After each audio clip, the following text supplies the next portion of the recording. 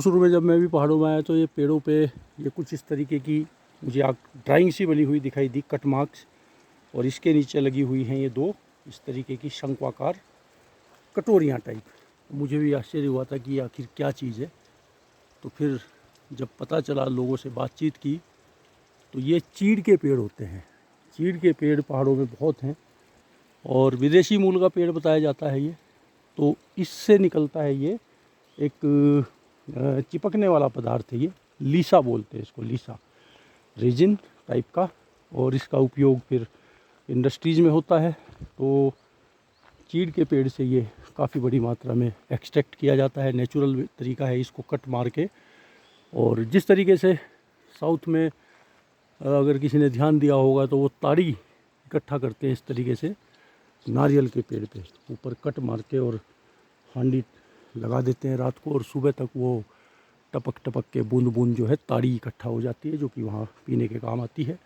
मट्ठे जैसा उसका टेस्ट होता है ताड़ी का। उसी तरीके से ये लीजा बोलते हैं उसको, और ये तो इंडस्ट्रियल यूज़ की चीज़ है। और चीड़ के पेड़ के ही कारण जंगलों में आग भी लगती है। तो ये इससे, क्योंकि आजकल गर्मियों का सीज़न है, हवाएं बहुत चलती है, तो ये इसकी जो छोटी छोटी टहनियाँ हैं इनको बोलते हैं यहाँ पिरुल, और ये बहुत बड़ी मात्रा में गिरता है ऊपर से। और चूँकि ये जो पहाड़ के जो इलाके हैं, इनका जो घास है वही मवेशियों के लिए चारे के काम आता है। क्योंकि यहाँ तो छोटे छोटे खेत हैं, तो हमारे यहाँ प्लेन्स में तो चारा अलग से पशुओं के लिए उगाया जाता है खेतों में, लेकिन यहाँ उन खेतों में अपने खाने पीने की ही सामग्री उगाई जाती है, और चारे के लिए ये जंगलों के घास पे ही पूरी डिपेंडेंसी रहती है। तो फिर लोगों का ऐसा बिलीव है, विश्वास है कि ये जो गिरता है ज़मीन पे, और अगर इसको नहीं हटाया गया, ऐसे क्लियर नहीं किया तो नया घास नहीं जमेगा।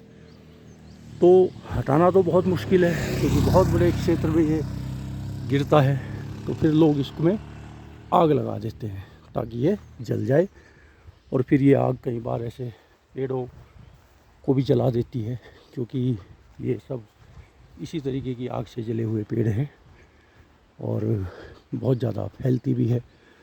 वन्य जीवों को भी नुकसान पहुंचता है, पर्यावरण को नुकसान पहुंचता है। लेकिन ये हर साल की प्रक्रिया है, इस पड़े हुए पिरुल को जलाना ही पड़ता है इनको। इसका अभी कोई उपचार नहीं ढूंढा जा सका है।